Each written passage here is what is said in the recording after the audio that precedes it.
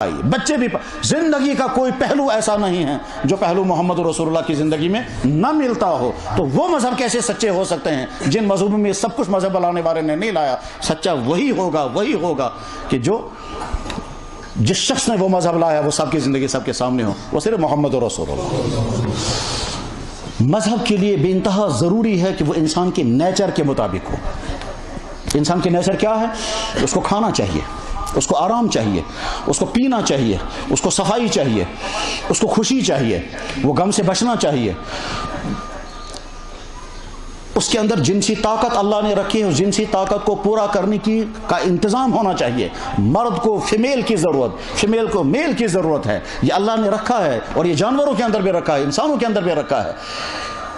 وہ مذہب سچا نہیں ہو سکتا جو مذہب انسان کی نیچرل ضروریات کی نفی کر دیتا ہو. آپ کھانا نہیں کھا سکتے، اگر کھائیں گے تو صرف اتنا کھاؤ جس سے تمہاری زندگی مشکل سے کھڑی رہ سکے. آپ نہا نہیں سکتے ہیں، اگر آپ نے نہایا تو آپ نے مذہب کے خلاف کیا. آپ بزنس نہیں کر سکتے، اگر آپ نے بزنس کیا تو گویا آپ دنیا پرست بن جائیں گے. آپ عورت کے نزدیک نہیں جا سکتے، اگر آپ عورت کے نزدیک گئے تو آپ کی روحانیت ختم ہو جائے گی. سارے مذہبوں کی تعلیمات یہ ہیں، اور اس کے مقابلے میں محمد رسول اللہ صلی اللہ علیہ وسلم کا دین انسان کے نیچر کے مطابق ہے. انسان کی نیچر چاہتے کھانا، اسلام کہتا ہے خوب کھاؤ. انسان کی نیچر چاہتی پینا، اسلام کہتا ہے خوب پیو.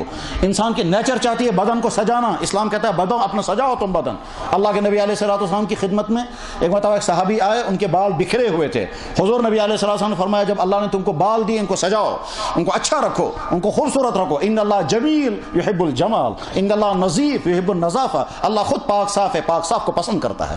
ہمارا نبی وہ ہے جو استنجا کرنے کی ترغیب دیتا ہے. دنیا میں استنجا کرنے کی ترغیب کسی نے بھی نہیں دی، وہ صرف محمد رسول اللہ نے دی. تو انسان کی نیچر جو چاہتی ہے اسلام وہی کہتا ہے. تمہاری نیچر چاہتی ہے کھانا، ہماری طرف سے الاؤ ہے. تمہاری نیچر چاہتی ہے شادی کرنا، ہماری طرف سے الاؤ ہے. تمہاری نیچر چاہتی ہے دوسرا نکاح کرو، ہم کہتے ہیں ضرور کرو. تمہاری نیچر اگر چاہتی ہے مجھے تیسرا نکاح، اسلام کہتا ہے وہ بھی کرو. تمہاری نیچر یہ چاہتی ہے جی میں چوتھا نکاح، اسلام کہتا ہے وہ بھی کر سکتے ہیں. انسان کے اگر کوئی کہے گا جی میں پانچویں بھی کروں گا تو جواب ہے کہ تم نیچر پرست نہیں، تم شہوت پرست ہو، اب تمہیں اجازت نہیں مل سکتی. تو جہاں جہاں تک انسان کی نیچر زور لگائے گی اسلام وہی کہتا ہے. کیا کہتا ہے؟ جو انسان کی نیچرل ضروریات ہیں اسلام کہتا ہے ان کو پورا کرو. اس تو کوئی بین نہیں. باقی ہر مذہب انسان کی فطری ضروریات کو بین کر کے رکھ دیتا ہے. ہندو مذہب میں برہمچاری سب سے اچھا انسان ہوتا ہے. برہمچاری کسے کہتے ہیں؟ جو مکان نہ بنائے، جو مسافر ہو جائے، جو پہاڑوں میں جا کر کے رہے، جو جوگی بن جائے، جو شادیاں نہ کرے، جو زندگی سے فرار اختیار کرے، جو پھٹے پرانے کپڑے پہنے، وہ سب سے اچھا انسان ہے. اسلام یہ کہتا نہیں، لا رہبان تو پھر اسلام یہ کہتا ہے گھروں میں رہو، نکاح کرو، بچے پالو، بزنس کرو، ساری چیزیں کرو، یہ میرا اسلام ہے. تو وہ مذہب سچا ہو ہی نہیں سکتا جو نیچر کے خلاف. وہ مذہب سچا ہے جو نیچر کے مطابق ہے. انسان کی نیچر جو چاہتی ہے اسلام اس کو ساری چیزیں جائز کر. اسلام کی نیچر چاہتی ہے صفائی، اسلام کہتا ہے خوب صفائی کرو، جتنا تم اس سے بھی زیادہ ہم حکم دیں گے. انسان کی نیچر چاہتی ہے مجھے خوشیاں ملنی چاہیے، اسلام کہتا ہے ضرور تم خوشیاں حاصل کرو. انسان کی نیچر چاہتی ہے میں بزنس کر کے ترقی کروں گا، اسلام کہتا ہے بزنس کرو اور خوب ترقی کرو. انسان کی نیچر چاہتی ہے میں اپنے بدن کو سجاؤں گا، اسلام کہتا ہے ضرور سجاؤ. قل من حرم زینۃ اللہ التی اخرج لعبادہ. غرض یہ کہ طلبہ یاد رکھیں گے اسلام ہی دنیا میں سچا مذہب ہے. اور اس سچے مذہب کو جانچنے کے لیے یہ چند میٹر میں نے بتائے ہیں سادہ لفظوں میں. ان میٹروں کو جس مذہب پر لگائیں گے ہر مذہب گر جائے گا. ایک ہی مذہب باقی بچے گا، وہ ہے اسلام. اس اسلام کو جب ہم پڑھنے کے لیے بیٹھیں گے تو سب سے پہلا سوال یہ ہے کہ اسلام مشکل تو نہیں ہے؟ جواب ہے ہرگز مشکل نہیں ہے. قرآن بار بار اعلان کر کے کہتا ہے اسلام مشکل نہیں ہے. یرید اللہ بکم الیسر، میں تمہارے لیے آسانی چاہتا ہوں اس لیے میں نے تمہارے لیے اسلام بھیجا ہے. ما جعل علیکم فی الدین من حرج، میں تمہاری زندگی میں حرج پیدا نہیں کرنا چاہتا اور اسلام بھیج کر کے تم کو تنگ کر دیا اور ساری چیزیں بین کر دی، حرام کر دی. نہیں، میں تمہاری زندگی میں آسانیاں پیدا کرنا چاہتا ہوں اور جو چیزیں تم کو نقصان پہنچانے والی وہ ساری چیزیں میں نے بین کر کے رکھ دی ہیں تاکہ تم ان چیزوں کو استعمال کر کے اپنی زندگی خراب نہیں کر سکو گے. تو جتنی چیزیں میں نے حرام کی ہیں وہ حرام کرنے والی چیزیں تمہاری زندگی کو نقصان پہنچانے یا تمہاری زندگیوں کو خوشیوں سے محروم کرنے کے لیے نہیں، بلکہ تمہاری زندگی میں آسانی پیدا کرنے کے لیے. بالکل اسی طرح سے جیسے ڈاکٹر کسی پیشنٹ سے یہ کہتا ہے کہ جناب آپ کو جو بیماری ہو گئی ہے اس بیماری میں آپ کو فلانی چیز کا پرہیز کرنا ہے. بیمار کبھی نہیں کہے گا جناب آپ مجھ پر ظلم کرتے ہیں، آپ نے یہ ساری چیزیں مجھے بین کر دی، آپ نے ساری فیٹی چیزیں مجھے بین کر دی. ایک انسان کو فیٹ ہو گیا، ڈاکٹر کہتا ہے آپ ڈائٹنگ کرو، یہ کہتا ہے بڑے ظالم انسان ہے آپ مجھے کہتے ہیں کھانا پینا بند کر دو۔ ہر پیشنٹ یہ کہے گا آپ ٹھیک کہتے ہیں، جو آپ کہتے ہیں مجھے کرنا چاہیے، اور آپ جو مجھے بیان کر رہے ہیں اسی میں میرے لیے بہتری ہے۔ بس ٹھیک اسی طرح سے اللہ تعالیٰ شانوں نے جتنی چیزیں انسانوں کے لیے بیان کر دی ہیں اس میں انسانوں کے لیے نفع ہے تب وہ بیان کر دی ہیں۔ ایسا کبھی نہیں ہو سکتا ایک چیز انسانوں کے لیے بڑی فائدہ مند تھی پھر بھی اللہ تعالیٰ شانوں اس کو حرام کر دے، ایسا کبھی نہیں ہو سکتا۔ کیسے ہو سکتا ہے؟ اللہ تعالیٰ تو بار بار کہتے ہیں یہ زمین میں تمہارے لیے بنائی، زمین سے اگنے والی ساری چیزیں تمہارے لیے، یا ایھا الناس کلوا من طیبات ما رزقناکم، جو میں نے تمہیں دیا اس میں کھاؤ۔ هو الذی خلق لکم ما فی الارض جمیعا، وہی تمہارا اللہ جس نے تمہارے لیے یہ ساری زمین بنائی، تمہارے لیے ساری چیزیں پیدا کی ہیں، تمہارے لیے جانور بنائے ہیں۔ جب ہمارے لیے سارے جانور بنائے تو بین کیوں کریں گے؟ پھر یہ بین اس لیے کیا گیا اس سے تمہاری صحتوں کو نقصان ہوگا۔ ہم سمجھنے کے لیے کہہ سکتے ہیں بکری بھی اللہ کی بنائی ہوئی جانور، اس میں گوشت، اور گوشت میں پروٹین ہے، اور وہ انسان کی باڈی کے لیے بہت زیادہ مفید ہے۔ تو خنزیر بھی تو اللہ کا بنایا ہوا جانور ہے، اس میں بھی تو بہت ہوگا کہ اللہ اس میں بہت ہے، لیکن اس میں یورک ایسڈ بہت زیادہ ہے، اور اسی لیے خنزیر کا گوشت کھانے والے قوموں کو طرح طرح کی وہ بیماریاں ہوتی ہیں جو بیماریاں اس گوشت کھانے والوں کو نہیں ہوتی۔ نمبر ایک۔ نمبر دو، جو غذائیں ہم کھاتے ہیں ان غذاؤں کے اثرات ہمارے اخلاق پر پڑتے ہیں، اخلاق پر اثرات پڑتے ہیں۔ خنزیر جانور بے انتہا زیادہ بے حیا جانور ہے، یہ بے انتہا بے حیا جانور ہے۔ اگر خنزیر کا گوشت کھانے کو الاؤ کر دیا جائے گا تو تمہارے اندر بے حیائی آئے گی، چونکہ یورپین قومیں بے انتہا زیادہ پورک کا گوشت کھاتی ہیں، اس لیے سب زیادہ بے حیائی یورپ میں ہے۔ اور خود یہاں ہندوستان کی جن قوموں میں خنزیر کا گوشت بہت زیادہ کھایا جاتا ہے ان کے یہاں حیا کی کوئی نام کی چیز ہی نہیں، وہ جانتے ہی نہیں بے حیا کیا چیز ہوتی ہے۔ اسلام نے پہلے اس کو بین کر دیا، اور سوائن فلو تو سامنے ہی آ گیا۔ سوائن فلو نے بتا دیا کہ صاحب خنزیر کا گوشت جو ہے وہ ایسی چیز ہے جس سے بچنا چاہیے۔ چاہتے جو سوائن فلو پھیل رہا تھا تو اس وقت ایک ہندو سکالر نے کہا تھا اسلام نے پہلے خنزیر کو بین کر دیا تھا، حل اس کا یہی ہے کہ دنیا سے خنزیر کا خاتمہ کر دو، سوائن فلو سے بچ جاؤ گے۔ اسلام نے تو پہلے ہی کہا تھا۔ جو اسلام اللہ نے بھیجا وہ انتہائی آسان ہے، وہ مشکل نہیں ہے، لیکن اس اسلام کے ہم سے 3 مطالبے ہیں۔ نمبر 1، اس اسلام کو پڑھو، اور آج امت اس اسلام کو پڑھنے کو تیار ہی نہیں ہے۔ اس اسلام کو پڑھنے کے جو ادارے چاہیے وہ ادارے ہی نہیں ہیں امت کے پاس۔ ہم نے سمجھا کہ صاحب ہم نے انگلش میڈیم سکول کھڑا کر دیا اور اس میں ایک پیریڈ رکھا قرآن کریم کا بھی، وہ پڑھانے والا بھی بیچارہ 3rd کلاس کا آدمی ہوتا ہے، اس کو خود ہی پڑھنا صحیح نہیں آتا ہے، اس کو رکھا قرآن پڑھانے کے لیے، اور کیا بچوں نے پڑھا تو ٹھیک ہے، نہیں پڑھا تو کوئی پرواہ نہیں، اور کیا پھر بچہ ہم مطمئن ہو گئے صاحب ہم نے اسلام پڑھا دیا۔ اسلام اتنا ہی تھوڑا ہے، علوم کے دریا ہیں اسلام کے پاس۔ علم قرآن وہ اسلام جس نے قرآن کے لفظوں کو پڑھانے کے لیے بھی علم تیار کیا۔ دنیا کی قومیں سوچ بھی نہیں سکتی اس بات کو، کیا کہ ہماری جو کتاب ہے اس کتاب کو لفظوں کو صحیح طور پر پڑھنے کے لیے ایک علم، وہ صرف قرآن۔ اسلام وہ علم ہے، اسلام وہ دین ہے کہ جس میں قرآن کے لفظوں کو صحیح پڑھنے کے لیے 4 علم کھڑے کیے گئے، صرف لفظوں کو صحیح پڑھنے کے لیے۔ علم تجوید الگ، علم قراءت الگ، علم رسم الخط الگ، علم تحسین الصوت الگ، 4 علم پڑھو تب تمہیں الحمد صحیح پڑھنا آئے گا۔ کہتے ہیں جب کشمیر میں علم قراءت کے ساتھ پڑھنا کا سلسلہ شروع ہوا تو ایک بزرگ کشمیر میں پرانے تھے، کہنے لگا آج کشمیریوں کو پتہ چلا کہ حضرت جبریل کے ذریعے جو قرآن آیا تھا وہ یہ ہے، آج تک تو پتہ نہیں کون سا ہم پڑھتے تھے۔ اس کے بعد پھر قرآن، پھر تفسیر، پھر نحو، پھر صرف، پھر حدیث، پھر اصول حدیث، پھر معارف حدیث، علم، پھر ایک علم حدیث کے لیے 70 علم ہوتے ہیں، اس کے بعد پھر ایک علم حدیث مکمل ہوتا ہے۔ صرف فقہ پڑھنے کے لیے فقہ، اصول فقہ، قواعد فقہ اور علم مقاصد شریعت 4 علم ہے، تب مسئلے کا حل نکلتا ہے کہ صاحب یہ نماز میں کتنے فرض ہیں اور وضو میں کتنے فرض ہیں، کتنی سنتیں ہیں۔ 4 علموں کے بعد انسان پوری طرح سے سمجھ پاتا ہے کہ فرض کتنے ہیں، کہ 4 ہیں۔ دلائل ان کے کیا ہیں، تو اصول فقہ سے پہلے اصول لینے پڑتے ہیں، پھر قواعد فقہ سے، اس کے بعد علم اسرار شریعت کو سامنے رکھنا پڑتا ہے۔ غرض یہ کہ علوم کے خزانے ہیں، اس کے بعد پھر انسان مکمل عالم بنتا ہے۔ ہم نے سمجھا کشمیریوں نے کیا ناظرہ قرآن شریف اور بنے علم۔ تو اسلام کا پہلا مطالبہ مسلمانوں سے اس علم کو پڑھو۔ اس علم کو پڑھنے کے ساتھ میں تم اس علم کے ویسے ماہر بنو جیسے ماہرین ہوا کرتے تھے. کیسے ماہرین ہوا کرتے تھے؟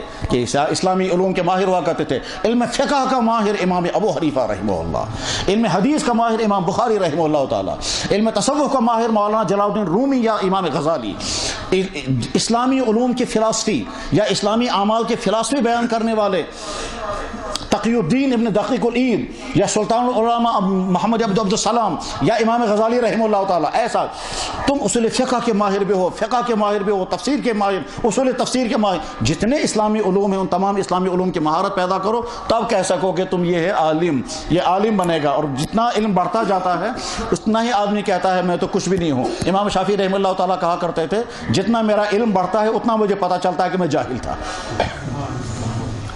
یہاں کشمیر میں جب اسلام آیا ہے تو حضرت شاہ ہمدان رحمہ اللہ تعالیٰ علم لے کر کے، دین لے کر کے آئے تھے. وہ خود عظیم الشان عالم تھے، 50 سے زیادہ کتابیں انہوں نے خود لکھی ہیں. اور ان کے ساتھ جو لوگ آئے تھے، کوئی علم حدیث کا ماہر تھا، محدث جمال الدین بخاری، محدث جلال الدین بخاری، محدث کمال الدین بخاری. اس کے بعد پھر فقہ کے ماہرین آئے ہیں. چنانچہ یہاں کشمیر میں فقہ کے ماہرین تھے بابا داؤد خاکی، شمس الدین پال، ملا کبیر رومی، محدث جوہر ناتھ، اسی طرح سے علاء الدین، قاضی موسیٰ شہید، قاضی محمد صالح، قاضی موسیٰ شہید. یہ وہ شخص جو جامع مسجد میں امام تھا اور یہاں وہ پورے کشمیر کا سب سے بڑا فقہ کا عالم تھا. وہ یہاں کا مفتی بھی تھا، وہ یہاں کا قاضی بھی تھا اور جامع مسجد کا امام تھا. اور چک دور حکومت میں ان کو بہت ہی بے دردی کے ساتھ شہید کر دیا گیا تھا کیونکہ وہ اجازت نہیں دے رہے تھے ان کے مذہب کے مطابق یہاں اذان پڑھنے کی. غرض یہ کہ مکمل اسلامی علم پڑھنا امت مسلمہ کی ذمہ داری ہے. اور وہ مکمل اسلامی علوم پڑھانے کے لیے یہ مدرسے قائم کیے جاتے ہیں جن مدرسوں میں تمام اسلامی علوم پڑھائے جاتے ہیں. وہ تمام اسلامی علوم کیا کیا ہوتے ہیں؟ وہ صرف اتنا تھوڑے ناظرہ قرآن کریم یا صرف ترجمہ قرآن کریم نہیں، اس کے لیے پہلے عربی کا سارا گرامر پڑھنا ہوتا ہے. پھر اس کے بعد قرآن کریم کو بغیر زیر زبر کے پڑھنے کی صلاحیت پیدا ہو جانی چاہیے. پھر ساری تفسیروں کا مطالعہ کرنے کی علمی صلاحیت پیدا ہونی چاہیے. پھر حدیث، پھر فقہ، پھر اصول فقہ، پھر اصول تفسیر، اصول حدیث، وہ سارے علوم جب پڑھتے ہیں تب مکمل عالم بنتا ہے. تو امت مسلمہ کی پہلی ذمہ داری ہے اتنے بڑے بڑے عالم تیار کرو. اور آج کے زمانے میں تو اتنا ہی نہیں ہے. آج کے زمانے میں تو جو نئے مسائل سامنے آ رہے ہیں ان نئے مسائل کو حل کرنے کے لیے تو بہت ہی زیادہ پختہ علم چاہیے اور کچا علم کافی نہیں ہے، سرسری علم کافی نہیں ہے. انسان حلال و حرام کے فیصلے کر ہی نہیں سکے گا. تو پہلا کام ہے امت مسلمہ کا کہ وہ ایسے ادارے قائم کریں جن اداروں میں جیسے ہمارے میڈیکل کالجوں میں مکمل ڈاکٹر تیار ہوتا ہے، ایسے مدرسے ایسے ہونے چاہیے کہ جن میں مکمل عالم تیار ہو. کیسا مکمل عالم؟ جو عالمی سطح کے علماء ہوں، ویسا عالم بننا چاہیے. وہ نہیں کہ صاحب ابھی اردو املا بھی صحیح نہیں ہے، وہ کوئی عالم تھوڑا ہی ہے. عالمی سطح کے معیار کے جو علماء ہو سکتے ہیں، جو ہر مسئلے کو فیس کر سکتے، ایسے علماء تیار کرنے ہوں گے. اسی ضرورت کو پورا کرنے کے لیے اسلامی مدرسے قائم کیے جاتے ہیں. اور یہ اسلامی مدرسے قائم کرنے کا سسٹم بھی بالکل عجیب و غریب ہے. اور یہ جناب رسول اکرم صلی اللہ علیہ وسلم کے زمانے سے لے کر کے بالکل پچھلے 200 سال سے پہلے تک یہ سسٹم تھا ہی نہیں. کیا کہ عوام سے ہی کہنا ہے اپنے بچوں کو دے دیجئے، عوام سے ہی کہنا ہے ان بچوں کے لیے کھانے کا انتظام بھی ہمیں کرنا ہے، ان کی تنخواہ، ان کے کپڑے، ان کے کھانے، ان کے رہنے کا سارا انتظام عوام سے ہی کرانا ہے اور انہی بچوں کو دین کی تعلیم پڑھانی ہے. یہ بر صغیر میں مدرسوں کا یہ سسٹم شروع کیا تھا تب جب انگریزوں نے یہاں قبضہ کیا تھا اور اسلام ختم ہو جاتا اور یقیناً ختم ہو جاتا جب بر صغیر پر انگریزوں کا قبضہ ہوا. آج کے یہاں کے مسلمان کیا پورے ہندوستان کے پاکستان کے مسلمان سمجھ بھی نہیں سکیں گے اس وقت کے حالات کیا تھے. 50,000 علماء ایک ہی دن میں قتل کر دیے گئے تھے تاکہ کوئی عالم ہی نہیں بچنا چاہیے، آگے یہ اسلام چلے گا ہی نہیں. پھر دلی سے لے کر کے پشاور تک ہر درخت کے اوپر ایک عالم کی لاش لٹکی ہوئی تھی اور ایک حکم تھا کوئی ان لاشوں کو اتارے گا نہیں تاکہ لوگ اتنے دہشت زدہ ہو جائیں کہ اسلام کا نام ہی لینا چھوڑ دیں. جس آدمی کو بھی داڑھی ہوتی تو اس کو مار دیتے تھے کہ یہ ماس مولوی. مرزا غالب کو پکڑ کر لے گئے تھے اور چونکہ اس کو داڑھی تھی تو اس سے پوچھا، اس سے پوچھو، اس نے کہا مسلمان کی نہیں ہوں. اس نے سوچا اگر کہوں گا مسلمان تو یہ مجھے مار دیں گے کیونکہ داڑھی ہے، اور اگر کہیں گے ہندو، مگر میں ہندو ہوں نہیں، ہوں تو مسلمان ہی، اب کیا کروں گا. تو اس نے کہا جا کر کے، کہنے لگا جناب میں آدھا مسلمان ہوں آدھا ہندو ہوں، فی الحال بچو. اور جب باہر نکلے تو مرزا صاحب سے پوچھا گیا مرزا آپ نے کیا کہا؟ کہنے لگا میں جان بچا لی میں نے. کہنے لگا کیسے جان بچائی؟ تم نے کہا آدھا مسلمان. کہنے لگا دیکھو جو ہندو ہوتا ہے وہ شراب بھی پیتا ہے، خنزیر بھی کھاتا ہے، تو ہوا پکا ہندو. میں شراب تو پیتا ہوں، خنزیر نہیں کھاتا، لہذا آدھا مسلمان آدھا ہندو. میرے بھائی ایسے حال اس وقت ہندوستان سے اسلام ختم ہو جاتا ہے جیسے بر صغیر انگریزوں نے پورا پلان کیا تھا کسی طرح سے ہم بر صغیر کو عیسائی اسٹیٹ بنا دیں گے، اور انہیں بڑے بڑے مناظرے کرنے والے لائے تھے۔ اس وقت ہمارے ان بزرگوں نے سالہ سال کی دعاؤں کے بعد اور اللہ کی مدد سے یہ مدرسوں کا سسٹم کھڑا کر دیا، اور انہوں نے ہندوستان اور پاکستان کے مسلمانوں کے اسلام کو بچا لیا۔ الحمدللہ آج بھی ہندوستان اور پاکستان میں ایسے بڑے علماء تیار ہوتے ہیں انہی مدرسوں کے ذریعے سے، جو عالمی سطح کے عرب ملکوں کے بعد بعض دفعہ ایسے عالم نہیں ہوتے جیسے ہمارے یہاں کے علماء پیدا ہوئے۔ علامہ انور شاہ صاحب کے زمانے میں کوئی دنیا کا مسلمان ملک، کوئی مسلمان سوسائٹی ایسا عالم پیدا نہیں کر سکا جیسے علامہ انور شاہ صاحب تھے، علامہ حضرت تھانوی تھے، علامہ شبیر عثمانی تھے، مفتی شفیع صاحب رحمہ اللہ، ایسے ایسے علماء انہی مدرسوں سے تیار ہوئے۔ تو مسلمانوں کی ایک ڈیوٹی ہے کہ اس اسلام کو پڑھیں، اور دوسری ڈیوٹی مسلمانوں کی یہ ہے کہ اسلام کو پڑھیں اور اس پر عمل کریں۔ میرے بھائیو، آج کے مسلمانوں کا حال یہ ہے کہ وہ اسلام کو اپنے پر بوجھ سمجھتے ہیں۔ اکثریت کی حالت یہ ہے، اگر اکثریت نماز نہیں پڑھ رہی ہے، اگر اکثریت زکوٰۃ نہیں دے رہی ہے، اگر اکثریت حج کرنے کو تیار نہیں، اگر اکثریت حرام سے بچنے کو تیار نہیں، اگر ہمارے ہاں دفتروں میں کرپشن ہی کرپشن اور کام چوری ہے، اگر دولت والے جو ہیں اپنی دولت صرف فضولیات پر خرچ کرنے کو تیار ہیں اور جہاں ضرورت ہے وہاں خرچ کرنے کو تیار نہیں، اگر مسلمان سود سے، رشوت سے، حرام خوری سے بچنے کو تیار نہیں، اگر مسلمان ماں باپ کی وہ خدمت کرنے کو تیار نہیں جس کا اسلام حکم دیتا ہے، اگر مسلمان اپنے گھروں کی کا سسٹم اس طرح سے چلانے کو تیار نہیں جو اسلام نے کہا تھا، تو اس کا حل کیا ہے؟ اس کی وجہ کیا ہے؟ اس کی وجہ یہ ہے کہ مسلمان کا تعلق اپنے اسلام سے کمزور ہو چکا ہے۔ اس کمزور ہونے کی حالت یہاں تک پہنچ گئی کہ اس مسلمان کو اس کا بھی افسوس نہیں ہے کہ میں اسلام پر نہیں چل رہا ہوں۔ ایک حالت تو یہ ہونی چاہیے کہ صاحب میں اسلام پر نہیں چل رہا ہوں، افسوس ہے، مگر مسلمان اتنا نیچے جا چکا ہے کہ وہ اسلام پر نہیں چل رہا ہے، اس کا افسوس بھی اسے نہیں ہے۔ نماز چھوٹ جائے کوئی افسوس نہیں ہے، حرام کھا رہا ہوں میں اس کا کوئی افسوس نہیں ہے، میں جہنم والے اعمال اختیار کر رہا ہوں کوئی افسوس نہیں ہے، میں وہ کر رہا ہوں جس سے اسلام بدنام ہوتا ہے مجھے کوئی افسوس اس کا نہیں ہے۔ یہ ہے امت مسلمہ کی حالت، اور پورے عالم کے مسلمانوں کی اکثریت ایسی ہی ہے۔ امت کے حکمرانوں کا حال یہی ہے، امت کے دولت مندوں کا حال یہی ہے، امت کے اکثر بزنس مینوں کا حال یہی ہے، امت کے اصل بیوروکریٹس کا حال یہی ہے، امت کی اکثریت جو بزنس مین ان کا حال یہی ہے، امت کے تعلیمی نظام سکول چلانے والوں کا حال یہ ہے، وہ اعلان کر کے کہتے ہیں نماز ماز چلنے سائن سکول ہم سے ڈسٹرب کا ساتھ وہ مسلمان اور نہ مسلمان۔ وجہ اس کی کیا ہے؟ یہ اسلام سے اتنا دور جا چکے ہیں۔ اس کا حل ایک ہی ہے، یہ مسلمان اسلام کے نزدیک آئے گا کیسے؟ وہ نزدیک اسلام سے نزدیک آنے کا راستہ یہ تھا کہ ہم ہر مسلمان کو کتابیں دیں گے، مگر کتابوں کا سیلاب اس وقت ہر گھر میں موجود ہے، کتب خانے بھرے ہوئے ہیں۔ اللہ کے نبی علیہ السلام نے جو بشارت، جو مستقبل کی پیشن گوئیاں کی تھی، ان میں سے یہ بات بھی ارشاد فرمائی تھی کتابیں عام ہو جائیں گی، چنانچہ اتنی کتابیں ہیں کہ کسی کو پڑھنے کی فرصت نہیں ہے، کتب خانے بھرے ہوئے، ایک ایک چیز، قرآن کی تفسیر ہے، ترجمے، اور تفسیریں بھی قسم قسم کی تفسیریں لکھی ہوئی ہیں، حدیثیں ہیں، ان کی شرحیں بھی ہیں، موبائلوں کے اندر بھی سب کچھ اسلام آ گیا، ویب سائٹیں ہزاروں قسم کے کام کر رہی ہیں، مگر اس کے باوجود مسلمان اسلام پر چلنے والا نہیں بن پاتا۔ وجہ کیا ہوئی ہے؟ وجہ جو بھی ہوگی، مگر معلوم یہ ہوا کہ یہ جو ہمارے سورسز ہیں یہ سورسز کام نہیں کر رہے ہیں۔ اب اس کا بعد ایک ہی بچا ہوا ہے، وہ یہ اس مسلمان کے گھر میں جا کر کے اس کو اپنے گھر سے نکالنا ہے، اس کو دکان سے نکالنا ہے، جس گھر میں یہ دین سے دور ہو رہا ہے اس گھر سے اس کو باہر نکالنا ہے اور اس ماحول میں لانا ہے جس ماحول میں اس کے اندر دین، اور وہ صرف ایک راستہ ہے، وہ ہے دعوت و تبلیغ کا راستہ، اور کوئی راستہ نہیں ہے۔ سارے عالم میں کروڑوں انسانوں کا سدھار ہو گیا دعوت و تبلیغ کی بنیاد پر، اور کوئی راستہ سمجھ میں نہیں آتا ہے الا ماشاءاللہ کوئی شخص کسی بزرگ سے بیعت ہو جائے، اس کی ذات کی حد تک اس کے اندر دینداری آ جائے گی، کوئی مسلمان کسی عالم کے ساتھ جڑ جائے اس کی ذات کی حد تک اس کے اندر دین آ جائے گا۔ لیکن کیا مسلمانوں کی ذمہ داری یہ نہیں ہے کہ دنیا کی قوموں تک یہ اسلام پہنچائیں؟ لازماً ذمہ داری ہے، مگر آپ پہنچائیں گے کیسے؟ تمہارے تو خود زندگی میں دین نہیں ہے۔ ایک بہت بڑے عالمی سطح پر دعوت کا کام کرنے والے نے اپنا واقعہ لکھا کہ اللہ کے صاحب ہم جماعت لے کر کے برطانیہ میں تھے، وہاں مسجد میں بتایا گیا کہ فلانا مسلمان ہے، وہ مسجد میں کبھی آتا ہی نہیں ہے۔ امام امیر صاحب کہتے ہیں میں نے کہا میں جاؤں گا ملاقات کرنے، کہنے لگا جناب توبہ کریں اس کے پاس نہیں جانا، کہنے لگا میں جاؤں گا فی الحال، کہنے لگا نہ جانے کیا کیا وہ گالیاں دے گا، انہوں نے کہا گالیاں دے میں جاؤں گا، مگر بہرحال وہ 2-3 ساتھیوں کو لے کر کے گئے، ان سے پہلے ٹائم لے لیا، ٹائم لینے کے بعد اندر جا کر کے جناب آپ جس ملک سے آئے ہیں برطانیہ میں بسنے کے لیے، ہم بھی اسی ملک کے ہیں، ہم آپ سے ملاقات کرنے کے لیے آئے ہیں۔ انہوں نے کہا صاحب بالکل آ جائیے، ویلکم۔ اندر بٹھایا، بٹھانے کے بعد کہا کیا حکم ہے؟ کہتا ہے ہم تبلیغ کے سلسلے میں آئے ہیں۔ بس اس نے تقریر شروع کر دی، تم لوگوں کو کوئی کام نہیں ہے؟ تم کو فرصت ہی نہیں ہے, پیسے زیادہ ہو گئے ہیں, لاؤ مجھے دے دو, میں تقسیم کر دوں گا یہاں. کہتا ہے ہم لوگ خاموش بیٹھے رہے اور یا رؤوف یا سلام, یا رؤوف یا سلام کا وظیفہ پڑھتے رہے, اور وہ تقریر کرتا رہا, وہ ڈانٹتا رہا, کبھی برا بھلا کہتا رہا. جب 8 پونے گھنٹہ گزر گیا تو میں نے کہا بندو ہم آپ کے گھر میں ہیں, کم سے کم چائے کو تو پوچھو. تو اس نے فوراً کہا بیگم صاحبہ جلدی چائے ان کے لیے لے آئیے. تو بیگم صاحبہ چائے بنانے لگی. صاحب پھر شروع ہو گئے, کہنے لگا تم مجھے بتاؤ یہ لائے کہاں سے تم نے یہ 40 دن؟ اللہ کے نبی جو کبھی 40 دن کے لیے نکلے نہیں, تمہیں فرصت کہاں سے ملتی ہے اتنی, یہ پیسے تم اتنے کہاں سے لاتے ہو؟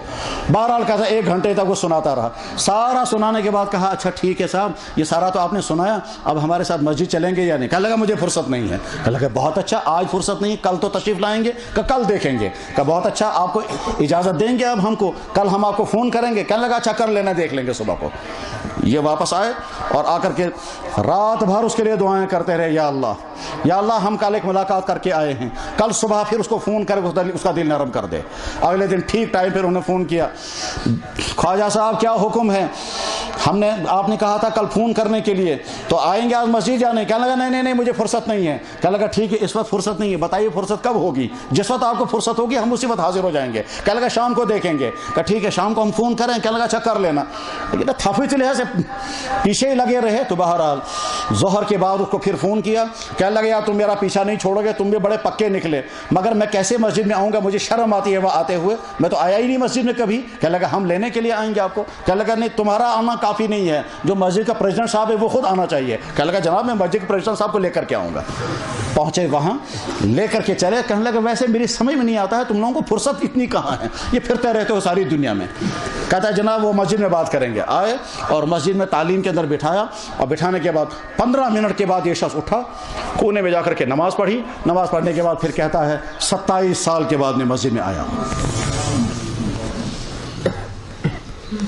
پچھلے دن تقریر کر رہا تھا یہ تبلیغ کہاں سے آئی. اور اس کے بعد یورپ کے 5 ملکوں میں اسی شخص کے ذریعے سے دعوت و تبلیغ کا کام کھڑا ہوا, اور ہزاروں انسان دعوت کے ساتھ جڑ گئے. تو عام مسلمانوں کے لیے دعوت و تبلیغ کی محنت وہ محنت ہے جس کے ذریعے سے آپ کی ایمان میں قوت آئے گی, آپ کو اعمال میں شوق پیدا ہوگا, گناہوں سے بچنے کا جذبہ پیدا ہوگا. جو اللہ کے نبی اسلام چاہتے تھے ویسا اسلام زندگی میں آئے گا. ورنہ ہماری حالت کیا ہو گئی ہے, دین سے دور, اور جو دین سے نزدیک ہیں وہ بھی شیطان نے کس مصیبت میں پھنسا رکھا ہے. کس مصیبت میں پھنسا رکھا ہے؟ جن چیزوں سے دین کو کوئی نفع ہونے والا نہیں ہے ان چیزوں میں امت الجھی ہوئی ہے. دین کو کوئی نفع ہونے والا نہیں. لڑائی کس پر چل رہی ہے؟ یا صاحب نماز اچھا بیڑی پاروں کیوں لچ پارو, اس سے دین کو کوئی نفع ہونے والا نہیں ہے. آپ سارے کے سارے زور زور سے پڑھو, تب بے نمازی نہیں بنے گا. وہ تو گھر سے باہر, مسجد سے باہر بیٹھا ہوا ہے. تب رشوت کھانے والا رشوت نہیں چھوڑے گا, وہ تو دفتروں میں ہے. تب بگڑا ہوا نوجوان سدھرے گا نہیں, وہ تو پارکوں میں بگڑا ہوا ہے. آپ یہاں سارے زور, اور چاہے ایک بھی کچھ بھی مت پڑھو تب بھی نہیں. مسئلہ یہ نہیں آپ زور سے پڑھیں یا آہستہ پڑھیں, مسئلہ یہ ہے امت نمازی بننے کو تیار ہے یا نہیں. تو امت کو تو اصل کام کرنا تھا, لوگوں کو نمازی بناؤ. وہ لڑ رہے ہیں بیٹھ چا پارون کی لج چپارون. ایک کہتا ہے آمین زور سے کرنا, دوسرا کہتا ہے آہستہ کرنا ہے. یا آمین زور سے کرنا بھی دین کا مسئلہ نہیں, اور آہستہ کرنا بھی دین. اللہ کے نبی علیہ السلام نے صاف صاف فرمایا ایک وقت آئے گا میری امت ان چیزوں پر لڑے گی جس سے میرے دین کو کوئی نفع ہونے والا نہیں ہے. یہ وہی ہے کہ جو دین میں لگے ہوئے وہ ان چیزوں میں لگے ہوئے جن سے دین کو کوئی نفع ہی ہونے والا نہیں ہے. نفع کن چیزوں سے ہوگا؟ جو اسلام نے فرض کیے ہیں ان کو انجام دو, جتنی چیزیں اسلام نے حرام کی ہیں ان سے بچو. اور امت کی اکثریت جب بچنے لگے گی تب کہا جائے گا دین زندہ ہے. ایک مسجد میں ایک علاقے میں بیچارہ بوڑھا اذان پڑھ رہا تھا, مغرب کی اذان, یہ مغرب کی اذان پڑھ رہا تھا. اتنے میں 3-4 لڑکے مسجد میں داخل ہو گئے, اور مسجد میں داخل ہونے کے بعد پھر کہنے لگے آج میلاد شریف ہے تو تم اذان پڑھ رہے ہو, آج تو سوری کیا معاف. اور اس کے بعد اسے مائک چھین لیا, اور چھیننے کے بعد پھر باہر لے گئے, اور باہر جا کر کے جلسہ کیا, آدھی رات تک نماز ایک نے بھی نہیں پڑھی. امت غیر مضر غیر فائدہ مند چیزوں میں جب الجھے گی تو نقصان کیا ہوتا ہے. یہیں سے نگر کا ایک لڑکا عرب ملکوں میں ایک کمپنی کے اندر ملازم ہے, مسلمان ملک, مسلمان افسر, مسلمان سٹاف, مسلمان لیبر, 700-800 آدمی ہیں, لیکن نماز ایک بھی نہیں پڑھتا. جہاں سے نر کا لڑکا تھا وہ تبلیغ کے ساتھ جڑا ہوا تھا, اس کو بڑا شوق گزرا. سب سے پہلے مینیجر کے پاس گیا, انہوں نے کہا سر آپ ایک مسلمان ملک کے ہو؟ کیا بالکل. کہا یہاں اتنا بڑا دفتر ہے, ہم مسلمان ملک میں ہیں, عرب ملک میں, اور یہاں نماز نہیں ہوتی ہے. انہوں نے کہا نہیں صاحب یہاں نماز شروع ہو جائے گی تو ہمارا کام ڈسٹرب ہو جائے گا. انہوں نے کہا نہیں صاحب ڈسٹرب نہیں ہونے دیں گے, ہم شفٹنگ کریں گے, مگر آپ اجازت دے دیں. بڑی مشکل سے اس نے اجازت دے دی, کمرہ سلیکٹ ہو گیا. صاحب فلاں کمرے میں نماز ہوگی, 3-4 شفٹوں میں نماز ہوا کرے گی. ہو گئی نماز سٹارٹ. اس کے بعد ایک بھائی صاحب آ گئے. اس بھائی صاحب نے کہا دیکھو صاحب یہ جو نماز یہ ساری غلط چل رہی ہے. انہوں نے کہا کیوں غلط چل رہی ہے؟ کہتا کس کے ساتھ ملا کر کے نماز پڑھنی ہے. اس دوسروں نے کہا صاحب یہ تو کہیں مسئلہ ہی نہیں ہے. اس نے کہا نہیں صاحب اس کے بغیر نماز ہی نہیں ہوگی. جنگ شروع ہو گئی. وہ کہتا ہے پاؤں کے ساتھ ملا, اور دوسرا کہتا ہے ملانے نہیں ہیں. اس جنگ جب شروع ہو گئی, اختلاف ہو گیا. مینیجر صاحب کو پتا چلا, اس نے وہاں سے آرڈر لکھا آج کے بعد نماز کو بین کر دیا جاتا ہے. جہاں قریب میں ایک گاؤں ہے, مسجد میں ایک صاحب تشریف لائے. جمعے کے دن اس نے تقریر کرتے ہوئے کہا آج میں تمہیں اصلی اسلامی تاریخ سناؤں گا. کیا صاحب اسلامی تاریخ؟ کہنے لگا یزید کو لوگوں نے بہت برا بھلا کہنا شروع کیا ہے. وہ بیچارہ بہت اچھا انسان تھا, وہ صحابی کا بیٹا تھا, وہ خلیفۃ المسلمین تھا, وہ رحمت اللہ علیہ نے بلکہ اس کو رضی اللہ عنہ کہنا چاہیے. ادھر سے ایک آدمی کھڑا ہو کے کہنے لگا دمن ہے, آج تک ہم نے کہا تھا یزید کو لعنت کرنی ہوتی ہے, آج تم کہتے ہو یزید کو رضی اللہ عنہ کہنا ہے. لگتا ہے تو خود یزید ہے. وہ زیادہ ہی گرم ہو گیا, تو نے مجھے یزید کیوں کہا. ادھر سے کچھ لوگ کھڑے ہو گئے اس کو لعنت اللہ, ادھر سے کچھ لوگ کھڑے ہو گئے یزید رضی اللہ عنہ. مسجد میں جنگ ہو گئی, پولیس آ گئی, مسجد کا تالا لگا دیا اور جمعے کی نماز سے باہر نکال دیا. میرے بھائیو امت کن خرافات میں لگی ہوئی ہے جن کی کوئی حیثیت ہی نہیں, کوئی عمل ہی نہیں ہے. ایک گاؤں, جس گاؤں کی دینی حالت اتنی کمزور ہے کہ مسجد میں امام صاحب نہیں ہے, کیونکہ امام صاحب یونیورسٹی کا اسٹوڈنٹ ہے, وہ یونیورسٹی چلا گیا, 4 جمعے وہاں ان کو امام ہی نہیں ملا. جب 4 جمعہ امام نہیں ملا تو بیچارے تبلیغ والے گئے تھے جماعت لے کر, وہاں سے مجھے فون کر کے کہتے ہیں جی یہاں امام ہی نہیں ہے, 4 جمعے نماز ہی نہیں ہوئی. آج ہم آئے ہیں, یہ کہتے ہیں آج پڑھنا ہے تو ہی نماز. اب ہم نماز پڑھا. میں نے کہا کیوں نہیں ہوا؟ کہنے لگا جناب یہاں امام ہے ہی نہیں ان کے پاس, تو اس لیے جمعہ ہوتا ہی نہیں ہے. میں کہا شوق سے پڑھاؤ. کہنے لگا جمعہ ہم پڑھاتے ہیں مگر یہاں بہت بڑا مسئلہ ہے. میں نے کہا کیا مسئلہ ہے؟ اب دیکھیں مسئلہ کیا ہے. کسی گاؤں کا کوئی پیر صاحب کہ نہیں امام صاحب مولوی صاحب آیا ہے وہاں. اس مولوی صاحب نے کہا ابو کیا صاحب بولنا, تو اصلی ہسٹری میں جو اصلی ہسٹری یہ ہے کہ ہمارے نبی کا نکاح ہوا تھا, پہلا نکاح حضرت خدیجہ رضی اللہ تعالیٰ عنہ کے ساتھ. حضرت خدیجہ بڑی پیاری خاتون تھی, اور خصوصیات بیان کرتے کرتے کہا اس نے کہ دیکھو صاحب حضرت خدیجہ رضی اللہ تعالیٰ عنہ کی جب وفات ہوئی تو اس کا جنازہ بھی نہیں پڑھا گیا. لوگ حیران تھے, جنازہ نہ پڑھنا حضرت خدیجہ. ہم نے سنا. اب آدھے لوگ کہتے ہیں سوال ہی نہیں پیدا ہوتا حضرت خدیجہ کا جنازہ نہیں پڑھا ہو گیا. امام صاحب وہ جو آیا تھا مولوی, اس نے کہا میں ثابت کر کے دوں گا حضرت خدیجہ کا جنازہ نہیں پڑھا گیا ہے. گاؤں میں 2 حصے ہو گئے, کچھ لوگ کہتے ہیں جنازہ پڑھا گیا, کچھ لوگ کہتے ہیں جنازہ نہیں پڑھا گیا. گاؤں میں بحث چل رہی حضرت خدیجہ کا جنازہ ہوا کہ نہیں ہوا, اور حالت گاؤں کی یہ ہے کہ جمعے کی نماز پڑھانے والا کوئی نہیں ہے. تو کیا ہے یہ امت ان مسائل میں الجھی ہوئی ہے جن مسائل کا فائدہ اس کے دین کو نہیں ہے. میرے بھائیو دعوت و تبلیغ کی محنت ہے, امت کا ایمان اس لیول پر آ جائے کہ یہ فرائض ادا کرنے والا ہو, یہ سنتیں ادا کرنے والا بنے, یہ حرام سے بچنے والا بنے. بس تعلیم اور تبلیغ, جو مدارس میں پڑھنے والے طالب علم ہیں, اللہ نے آپ کو منتخب کیا دین پڑھنے کے لیے, اتنی صلاحیتیں اپنے اندر پیدا ہونی چاہیے کہ ہم کل کو امت کی دین کی ضروریات پوری کریں. امت اپنے بچوں کو ڈاکٹر بنا رہی ہے, ڈاکٹروں کی ضرورت ہے. امت اپنے بچوں کو انجینئر بنا رہی ہے, انجینئروں کی ضرورت ہے. امت اپنے بچوں کو سائنٹسٹ بنا رہی ہے, سائنٹسٹوں کی ضرورت ہے. لیکن ان تمام کو دین کی ضرورت ہے. وہ دین کی ضرورت آپ کے ذریعے سے پوری ہونی چاہیے. اس کو کل کو قرآن کی صحیح تفسیر چاہیے, اس کو کل حدیث کی صحیح شرح کرنے والا چاہیے, اس کو حلال و حرام کی ڈیٹیل سمجھانے والا کوئی چاہیے, اس کو اسلام کی صحیح تفسیر کرنے والا چاہیے. وہ آپ تیار ہو جائیں گے. اس لیے اپنے علم کے اندر اتنی پختگی پیدا کریں, اتنا رسوخ پیدا کریں, اتنی خوبیاں پیدا کریں کہ کل کو آپ امت مسلمہ کے ہر طبقے کی دینی ضرورت پوری کر سکیں. کل کو یہ نہیں ڈاکٹروں کو مسئلہ پیش آ گیا ہمارا مولوی جواب ہی نہیں دے سکتا, انجینئروں کو مسئلہ پیش آ گیا ہمارا مولوی جواب ہی نہیں دے سکتا, سائنٹسٹوں کو مسئلہ پیش آ گیا ہمارا مولوی جواب ہی نہیں دے سکتا. ابھی کچھ دنوں پہلے چند سائنٹسٹوں نے مجھ سے سوال کیا, کہنے لگے صاحب ہم کیڑے مکوڑوں پر ریسرچ کر رہے ہیں اور اس میں کیڑوں کو مارنا پڑتا ہے, اسلام میں منع تو نہیں ہے, اور اس میں جواب دینا پڑے گا, سمجھانا ہے, اور غلط تشریح بھی نہیں ہونی چاہیے. تو ایسا عالم بننا ہے کہ ہم آج کی سوسائٹی کے تمام طبقوں کے تمام ضروریات ہم پوری کر سکیں. ایسا عالم بننا ہے, اور عالم بننے کے لیے آپ کو بہت محنت کرنی ہوگی. اور ساتھ میں آج کا زمانہ جو ہے وہ انتشار کا زمانہ ہے. اس انتشار کے زمانے میں اعتدال والا دین, جو حق والا دین تھا, وہ اعتدال والا دین امت تک پہنچانا ہے.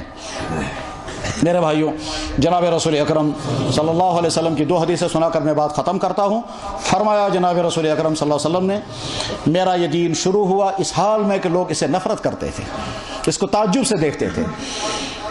ایک وقت آئے گا یہ دین پھیلے گا اور پورے عالم میں پھیلے گا اور ہر شخص فخر کے ساتھ دین پر عمل کرے گا.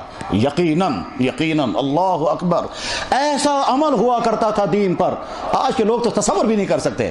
کیا سمجھتے ہیں آپ اکبر بادشاہ کو کیا کہتے ہیں؟ کہتے ہیں وہ بددین انسان تھا، اس نے نیا دین شروع کیا تھا، وہ یقیناً جہنمی رہا ہوگا وہ، لیکن ایک زمانہ اس کا ایسا گزرا تھا، وہ تہجد خان تھا، وہ اشراق پڑھتا تھا، وہ روزانہ 3 پارے قرآن کی تلاوت کرتا تھا، وہ صبح شام کی تسبیحات پڑھتا تھا. اورنگزیب عالمگیر خود مسجد میں امامت کرتا تھا، ان کے خواتین انتہا درجے کی پردہ نشین خواتین تھی.